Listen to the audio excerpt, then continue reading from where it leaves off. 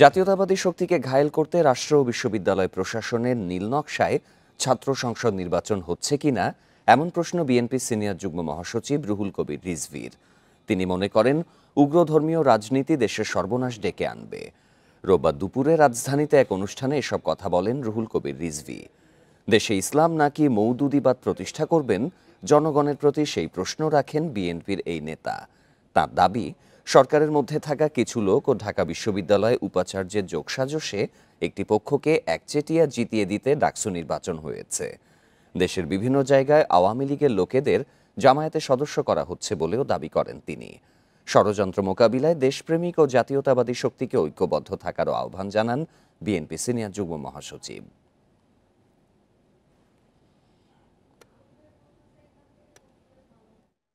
Target করে যেখানে জাতীয়তাবাদী শক্তিকে উঠতে আমরা আওয়ামী লীগকে তাড়িয়েছি, এখন এদেরকে ঘায়েল করতে হবে, এই একটা কোনো মাস্টার প্ল্যান করা হয়েছে কিনা সেটা আজকে মানুষকে ভাবিয়ে তুলেছে।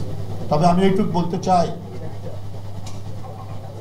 যে শক্তিগুলোর উত্থান আমরা দেখছি সেটা দেশের গণতন্ত্রের জন্যও বিপজ্জনক, গণতন্ত্রের চর্চার জন্য বিপজ্জনক,